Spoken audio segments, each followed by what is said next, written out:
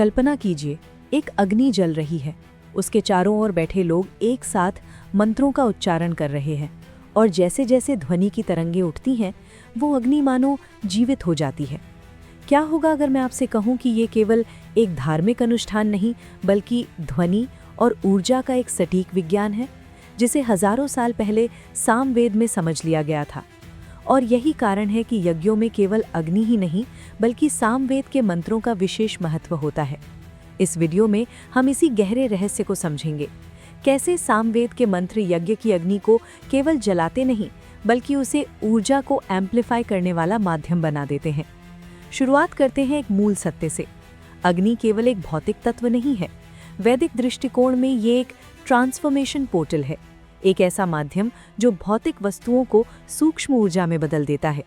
जब आप यज्ञ में आहुति देते हैं, चाहे वो घी हो, जड़ी बूटियां हों या अन्य पदार्थ, तो अग्नि उन्हें जलाकर ऊर्जा में परिवर्तित कर देती है। लेकिन ये प्रक्रिया तभी पूर्ण होती है जब उसमें ध्वनि का सही उपयोग किया जाए। यही वो जगह है जहां सामवेद प्रवेश करता है। सामवेद के मंत्र केवल बोले नहीं जाते, बल्कि गाए जाते हैं, और ये गायन एक विशेष लय और स्वर में होता है जो अग्नि की ऊर्जा के साथ रेजोनेंस बनाता है। अब इसे सरल भाषा में समझे। जब आप एक ही फ्रीक्वेंसी पर दो ऊर्जा स्रोतों को लाते हैं, तो वे एक दूसरे को एम्प्लीफाई करते हैं। यही रेजोनेंस है। जब सामवेद के मंत्रों की ध्वनि अग्नि की ऊर्जा के साथ मिलती है, तो वो एक शक्तिशाली ऊर्जा क्षेत्र यानी एनर्जी फील्ड बना देती है। और यही कारण है कि यज्ञ के दौरान वातावरण अचानक बदल जाता है। अब इसे और गहराई से समझने के लिए कहानी सुनिए। एक युवक आर्यन अपने जीवन में लगातार समस्याओं का सामना कर रहा था। वो मानसिक रूप से थका हुआ था। एक दिन उसने एक यज्ञ में भाग लेने का निर्णय लिया। शुरुआत में उसे लगा कि ये केवल एक परंपरा है, लेकिन जैसे जैसे यज्ञ शुरू हुआ और सामवेद के मंत्र गूंजने लगे, उसने महसूस किया कि उसके अंदर कुछ बदल रहा है। उसकी सांसें गहरी हो रही हैं, उसका मन शांत हो रहा है और उसके आसपास का वातावरण एक अलग ही ऊर्जा से भर रहा है।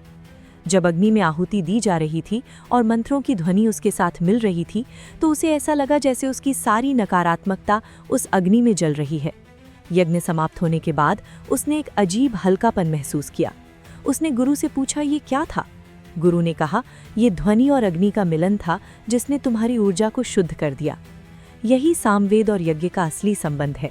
ये केवल बाहरी क्रिया नहीं, बल्कि आंतरिक परिवर्तन की प्रक्रिया है। अब अगर हम इसे वैज्ञानिक दृष्टिकोण से देखें, तो हमें साउंड एनर्जी और थर्मल एनर्जी ट्रांसफॉर्मेशन का कॉन्सेप्ट मिलता है। जब ध्वनि तरंगें एक माध्यम में फैलती हैं, तो वे उस माध्यम की ऊर्जा को प्रभावित करती हैं, और जब ये प्रक्रिया अग्नि के साथ होती है, तो वो और भी अधिक शक्तिशाली हो जाती है। आज के समय में भी साउंड थेरेपी और फ्रीक्वेंसी हीलिंग इसी सिद्धांत पर काम करते हैं।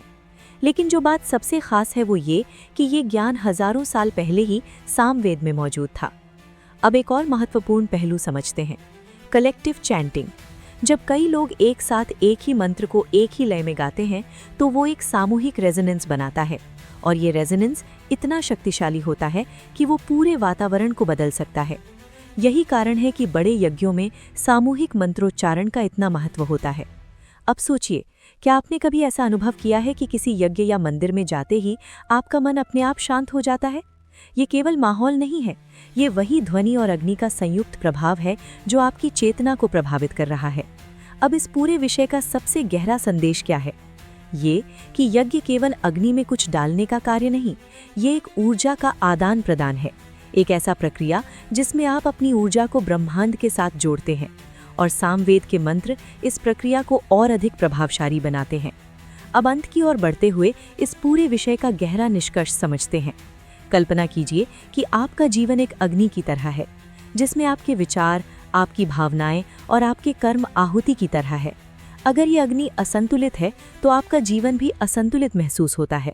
लेकिन अगर आप इस अग्नि को सही तरीके से प्रज्वलित करें और उसमें सही ध्वनि, सही मंत्र का उपयोग करें, तो आप अपने जीवन को एक नई दिशा दे सकते हैं। यही सामवेद और यज्ञ का असली संदेश है। अपने भीतर की अग्नि को पहचानो, उसे शुद्ध करो और उसे एक उच्चतर ऊर्जा में परिवर्तित करो। जब आप ये समझ जाते हैं कि ध्वनि और अग्नि मिलकर आपकी चेतना को बदल सकते हैं, तो आप अपने जीवन को एक नई दृष्टि से देखने लगते हैं। आप केवल बाहरी दुनिया पर ध्यान नहीं देते, बल्कि अपने अंदर की ऊर्जा को भी समझने लगते हैं। और यही असली ट्रांसफॉर्मेशन है। अब सवाल ये है कि क्या आप इस शक्ति को अपनाने के लिए तैयार हैं? क्या आप अपनी आवाज़ और अपनी ऊर्जा को इस तरह उपयोग करने के लिए तैयार हैं कि वो आपकी जीवन को बदल दे? क्योंकि जब आप ऐसा करते हैं तो आप केवल एक अनुष्ठान नहीं कर रहे होते, आप अपने अस्तित्व को एक नई लय में ढाल रहे होते हैं। तो अगर आप भी इस गहरे और रहस्यमय ज्ञान को और जानना चाहते हैं तो अभी इस चैनल को सब्सक्राइब करें, वीडियो को लाइक करें और कमेंट में लिखें, मैं अपनी ऊर्जा को शुद्ध कर रहा हूँ।